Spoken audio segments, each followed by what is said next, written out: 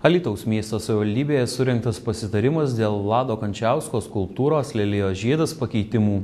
Skulptūra buvo pastatyta 1981 metais, minint Alytaus miesto 400 jubiliejų. Pradėjus statyti naują pėsčiųjų tiltą per Nemuną, skulptūra Lelijos žiedas demontuota.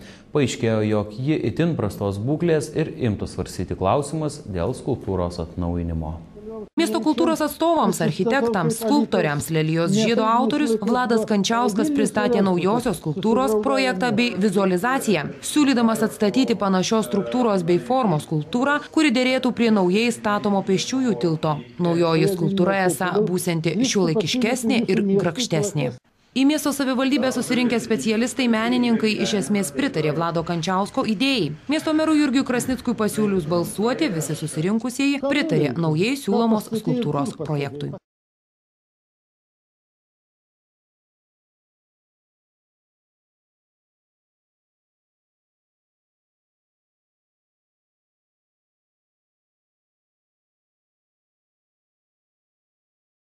Bendrovė Vita Baltic International ir jos vadovas Vladislavas Gunevičius nutarė remti techninio projekto paruošimą ir skulptūros atkūrimą. Šiais metais chorų karų nugalėtojas Dežavų choras tam taip pat skyrė pusę laimėtos sumos.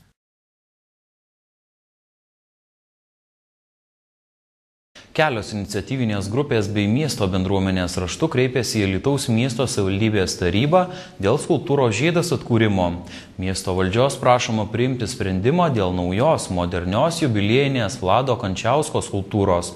Tuo tarpu savivaldybės meras sako, kad skulptūra tikrai bus, tik ne visai tokia, kokios pageidauja atskiros visuomenės grupės. Kai žmonės rodo iniciatyvą, bet ten iškreipyta elementari tiesa.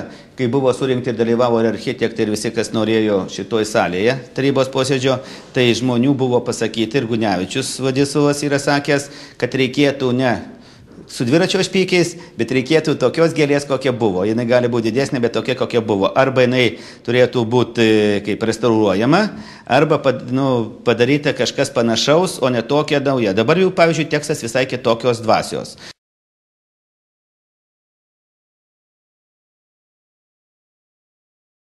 Vis tik savivaldybės meras informavo, kad tilto statybos projekte yra numatytos lėšos skulptūros atstatymui. Žinot, visų projektų nei meras, nei administracijos direktorius negali perskaityti iki galo regi smulkmenų, bet akivaizdu, kad ten 250 tūkstančių yra numatyta tom reikmėm.